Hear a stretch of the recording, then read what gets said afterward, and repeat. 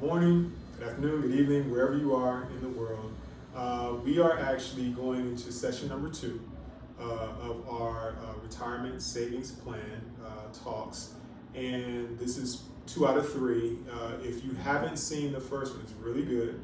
Go ahead and click the link below.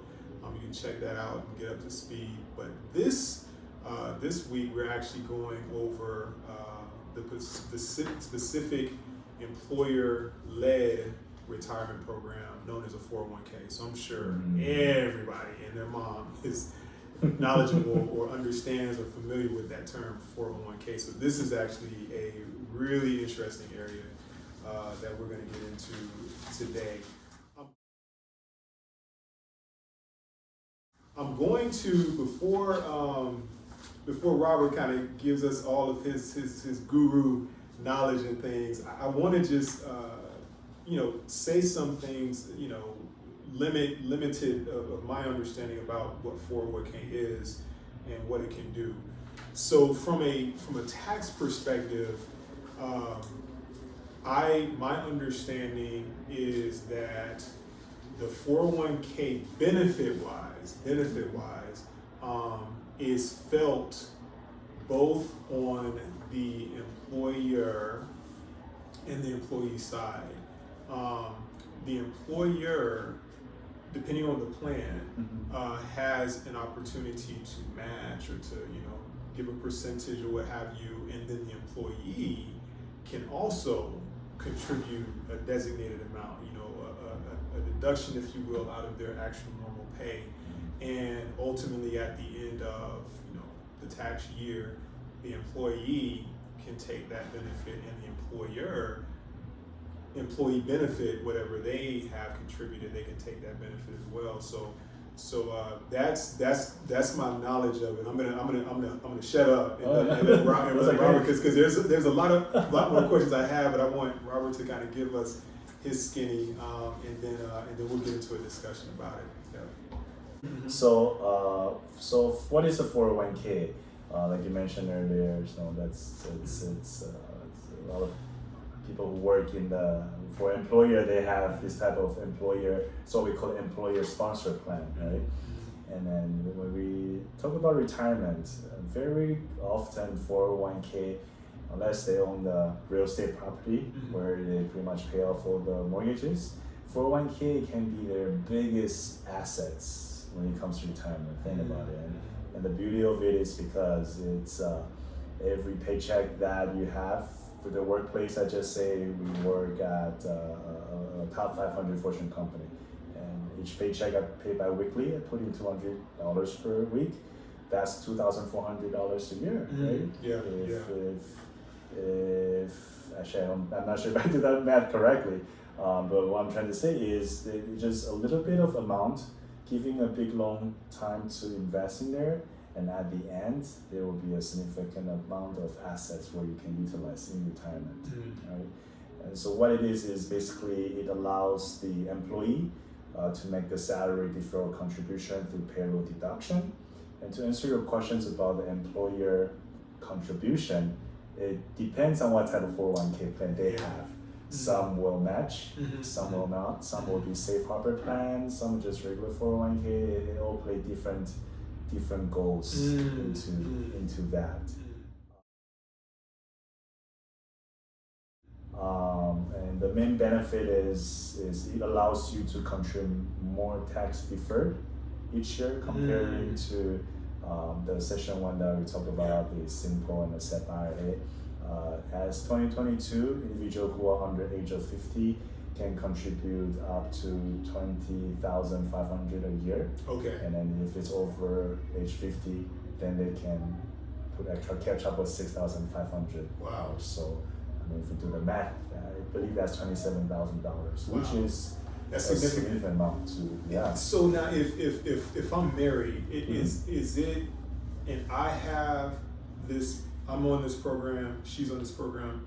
Is it like combined 41 for 2022? For the yes, in some way, yep. It's looking at the specific individual, even if they file jointly or file separately. Okay. It doesn't really matter in that case. Yeah. Okay, so that's, I mean, if you do jointly, that's double whammy right there. That's pretty good. Yeah. And so I assume that if you've hit the ages, and both you, the spouse, are at that age, 27, you know, potentially for both, you know, to get okay, that's actually pretty even by yourself. I mean, just even because we just came from a session where one of the programs, we knew the limit. The limit was, you know, 6,000. You know, if you're a certain age, you contribute a catch up, you know, and deduct 7,000. So moving from that to, you know, I think it's 19,500 for 2020 and 2021, but then going to 2022 with 20,500. That's significant, right? Yep. So it's the piece that it seems like, and correct me if I'm wrong on this, Robert, but it seems like even if the employer, and we'll get into like the nuances of some of those different, you know, programs, vehicles when it comes to 401k. Right. But it seems that even if the employer is on a 401k program that cannot match or doesn't allow that matching, if they put in or place their employees at a certain salary level, then it wouldn't matter anyway, because they're taking the deductions of what they're paying their employees, and their employees are experiencing the benefit because they're not burdened by, oh, we just got a raise and we got to capture all, not that that's a bad thing, we got to capture all of that from a tax perspective. They said, hey, you know what, let's, you know, put some of this aside into the 401k plan. But the company actually is being very strategic about that, because they're saying, okay, we're looking out for you all, kind of, because that's kind of what happened. We're giving you these raises because we know the raise with higher raises, higher tax brackets, you know, more you're giving out to understand. But we're going to give you a band-aid, if you will, to say, okay, we want you to we want you to benefit, we want you to be successful and be rewarded. We want to protect you a little bit too. We want to offer you this 401k plan, which if you're making a certain amount, let's just do it. You know what I mean? Because you get that benefit on the back end from a tax perspective. So I think the benefits are there, even if they can't match, you know, because they're the employer and they can ultimately take the deduction. You know? Yes, and if we even go a little bit deeper on that, is when we look at employer perspective and employee perspective, right? So as an employer, although if let's just say they offer the matching for the employee, a lot of time is because that allows them to in some way contribute more for the highly compensated employee. Okay. So it's true the 401k itself is really for the employees, because I mean, before back then, we worked for a company for 30 years. We could tell we had a nice pension and probably a gold Rolex watch, right? And nowadays it's where we're responsible to contribute our own retirement, which is a 401k plan.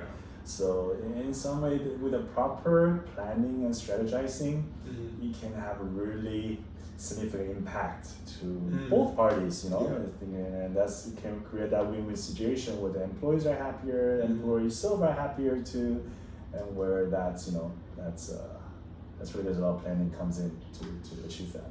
I want to talk, because you mentioned a term, highly compensated employees, and you hear that term when you look into, you know, your business weeks, your business magazines, when you get into Fortune 500 companies and you meet the CEO and the folks that are underneath the CEO, all of those executives are highly compensated employees. Now, I just want to kind of, because I know a lot of these are not the same, but it sounds like there may be similarities. And here's what I mean by this. Like, you have this Fortune 500 company, and we want to hire this stellar CEO, you know, the Jordan of, you know, corporate management, you know what I mean? Yep.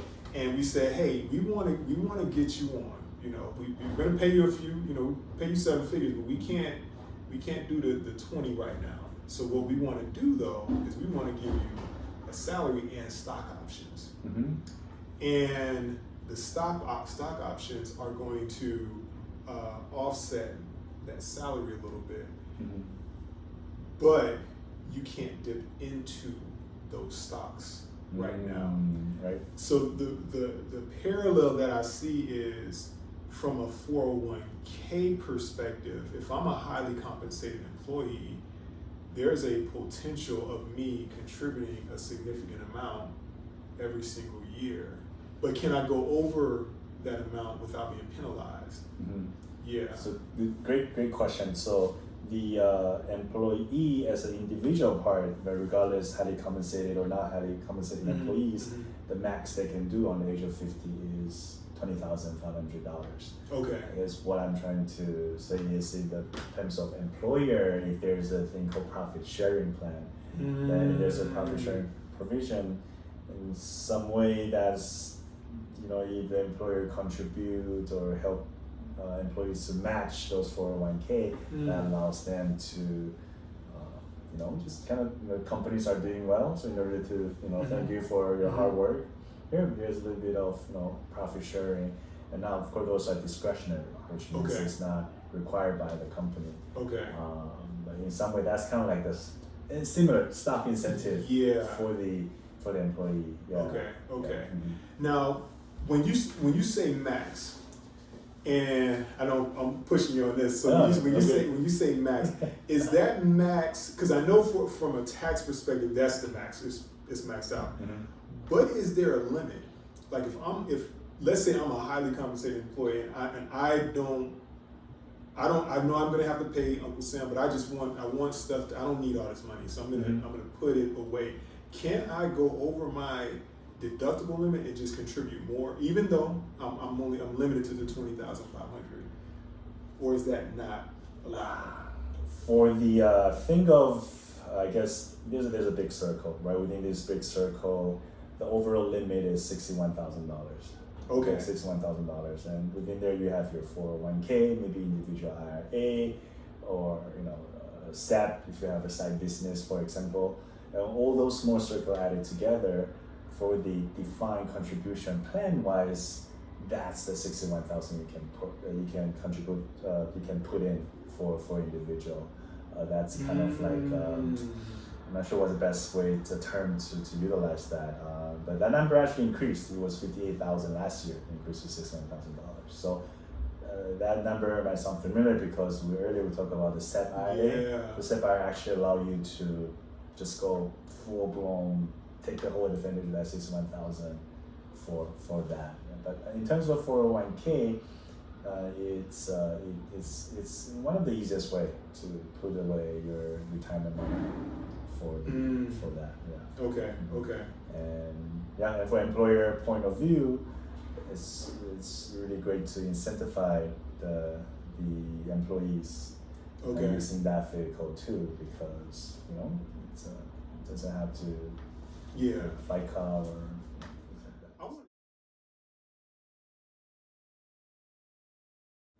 I want to dig into that 61,000 and the 58,000. I want to dig into that a little bit. Let's do it. So now we have this 58,000, and I know we just graduated to the 61, but let's go back in time. So we're at 58,000. Okay. What does that mean on paper? Like, is it an individual owner? Is it a deductible amount? Is it a limit to what we can contribute, period, in a plan? Or is it a deduction limit? Like, what is that 58,000? So don't quote me on this. I'm not sure the exact term for that, but it's the individual that, in some ways, the government, you can think of government needs to make their budget too. And one way their income is from our taxes, right? So at the same time, they want us to give some benefit. So that's why they limit certain amount. So I think of the easier way to put it is think of that 58,000 or 61,000 this year as the maximum an individual can tax deferred using all these different type of qualified investment account, that's the amount. Everything that add up together, Sum together. That's the most you can do for, without over complicated things, but for the contributing like qualified contributory account, that's the 61,000 that we can do. You know, I misunderstood this. I did not from you, but it's a misunderstanding that I had, because my thing was in my head is that your limit is at the highest that you can do as an individual. So for example, 20,500 is for the potential for the 401k. Right. And so if I have a 401k and I have a SEP, my max is still 20,500 because that's the highest plan that's out there. So it has to mix up to. Am I wrong about that, or is it added up together that cannot go over that already? So let's just say if you have a 401k, I'm maxing out 20,500 this year, and I also own the business I want to put in SEP. The most I can put in my SEP will be 61,000 minus 20,500. Really? Yeah. So it's not like I can. Wow. So keep that's stacking on top of each other. But if you got little stacks, you can start 1 + 1, 2, and 2. Because if I just have a SEP 6, right, and I just have a 401k 25, okay, I can put those together. But cannot go over 6. But I can't go over 61. See, that's a beautiful understanding that I didn't have. Yeah. That's actually that blows my mind a little bit. You know what I mean? I would love that to be the case. That would be. That just keep stacking it up. That blows my mind a little bit. Yeah. So now here's the deal. If that's the case, we have a limit of and I'm going to call it this because, and here's how and you could please correct me if I'm wrong, Robert. I'm thinking, okay, so let's just use myself as an example. If I'm generating as an employee, and let's just say an employee of my organization, an employee of the place I provide services for, but both as employee. Okay. And I realize, in a given year, $750,000. That's my gross income, and I'm already in the astronomical brackets and whatever. But I have the opportunity to mitigate a few of those dollars, and I like to mitigate a few of those dollars in retirement vehicles. So I know my jobs. Now here's the other thing. This job over here is offering a 401k. This is really, I like this one. This job is offering a 401k, and the organization that I am the primary shareholder of, but also an employee of, is offering a 401k to myself and all of my employees. Okay. Do I have the option to do 19.5 for this organization, or 25 for this organization, and 20,500 for this organization, or just one summed up together as an individual that I can take? Right. First, that's the first one, but the other one is I got my SEP and I got my 6 on that. What else outside of the 401s, the SEP, and I might be skipping over because I'm still learning the traditional, so I might be skipping. That might be a vehicle I can use. So don't think, oh, he's I just don't understand that yet. So or the traditional, like what other vehicles can I use to get myself up to the 50? Because I'm at the 750, so I'm trying to search for to get that 58 or 61 if we're in 2022. That's a tough question. So I had experience with this. Let's answer your first questions, right?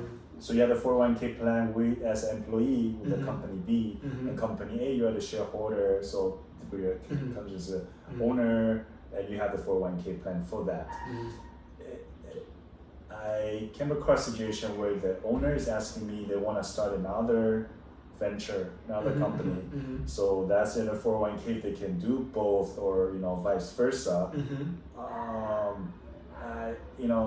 That as term of the employee and employer, I'm not sure, to be honest with you. But I'm sure it still apply that rule of, let's just say if you can, whichever the contribution are cannot exceed that 61,000. Okay. As well, yeah. Okay. As employer, then that goes to, okay, if the employer is a control group, and there's different details I look at when we design the 401k plan. That's something we work closely with different professionals to look into that. And so, I know that's a long way answer to say I'm not sure. That actually it's a good thing to think about, though, I believe, because so from a because I'm tax professionals are I'm a conservative guy, so from a conservative standpoint, I'm saying, and this might not be true, but I'm saying pick one. I'm telling my clients pick one, like, or do half there and do half there. Bring it together to make the 20,500 from a conservative perspective.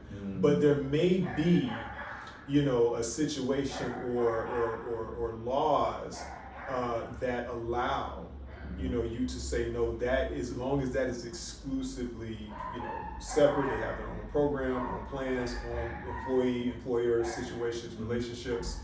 As far as how they set their 401k up, and this one over here is totally different folks, different EIN, different all together. It may be, but from a conservative perspective, I'm saying, like, you pick one. Yeah. You know what I mean? Like, pick that one, this one, or we can make sure there's nothing wrong with that. Yeah. So that's an interesting question.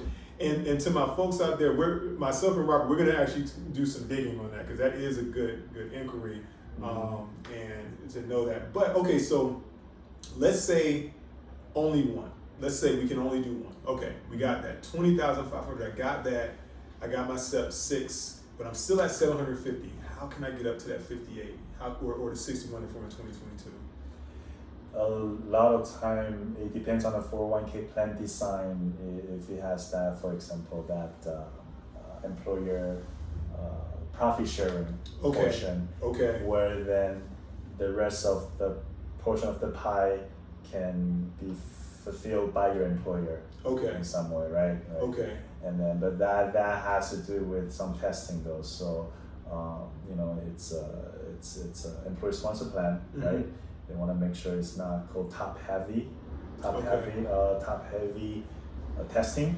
What that means is they cannot discriminate certain employee. I want to give them 10,000 profit sharing, for example. Some just give them 500. Yeah. They have to pass certain tests in order to do that. Okay. And that's when it's beneficial for an employer to work with a financial advisor. For example, the 401k plan, because that advisor will work with the manufacturer. Some well-known can be Fidelity, Vanguard, right? And also it's called third-party administration, TPA. So there's all different, and accountant, CPA, of course, all together come with, so to make sure that we are compliant, because at the end of the day, we do want to take the most benefit as we can, but B, of course, keep each other out of the jail. That's right. That's very important, right? So we have to do that, Yeah. And that's something that the plan design was like, I kind of say that multiple times, but the plan design is so crucial, so essential to achieve that financial goal for both employer and employees. I want to flesh this out a little bit, because I want to kind of be selfish, because I know some of my organizations, they're really strong organizations, and organizations that are out there on our islands, throughout our islands, are very strong, and they're family driven. So a lot of the employees are the family, so I see that being an easy integration into an organization that is closely, I shouldn't say it like that. No, they're closely related, or related parties, that actually own or are shareholders or whatever to the organization. In that case, would they have the same opportunities to touch on, with testing and things, but touch on the profit sharing benefits of what a corporation could do concerning maximizing the potentiality of the tax benefits for them as individuals, and then also shareholders of the organization that their family built. Absolutely they can. Mm. And our our job as professionals, Mm-hmm. right? Certified public accountant, right? And as we got their licenses, I think ultimately we know there's a vehicle out there, but our job is, I feel like, to help the employer save time so they can focus on Yes. do the things they want to do. Mm-hmm. And it's work coming, so they feel less stressed. They say, hey, the Aaron, Robert, we got we can take care of that part, so we can help them to fulfill. So their employee will feel like, hey, it's a family, right? The employer is taking care of us. Yeah. And at the same time, the employee is doing that, but not taking too much of their time. Yeah. Whereas us, and make sure that, and that's where we come into play. And it's my experience, the client, a local firm, there's about 60, 70 employees. Mm-hmm. And every time we have that, and they have kind of like a full-blown 401k plan with a safe harbor and profit sharing, right? And it's some of those plans are better than the Fortune 500 plans out there. And the biggest difference that it makes is they have people like us. Yeah, absolutely. It's a phone call away. They have any question, they can call us, and that's something that the big company can offer. Another thing about this now, one of the benefits that people like us offer is that we are in Hawaii, so we actually have to do, and I'm not sure, I think Robert might know this, but I'm going to share it with everybody, but there is a statute. I love this statute. It's a statute within our Hawaii revised laws that say we have to do business with Aloha. It's in the statutes, you know what I mean? So you're going to get Aloha with interacting with not just us, but any professional that's from Hawaii. So I think that's good. But I believe this is the information that we're talking about with these 401ks is actually providing a great incentive to the employers, but also to smaller employers that may, because it's something that you don't really see with a lot of, and when I say smaller, because smaller is relative. Smaller can be, a few $100,000 to 10, 20, 30 million. You know what I mean? So, but when I say small, I mean all of them don't necessarily, we'll say the majority don't necessarily know the benefits and the wealth that a 401k, employer-led 401k might be able to do for their organization, especially if, they are an organization who is family oriented. Even if everybody's not collectively, related, they care for their employees, they care for the people that they serve, they care for their communities, and it wouldn't be hard to sell not just a 401k, but a profit sharing situation that everybody benefits, and especially now I'm speaking to the choir out there, so our business here in Hawaii, what I'm talking about, because a lot of you feel that way, if not all of you, about the community that you serve, as well as your employees who are like your family. So I think for this state, I'm sure you all kind of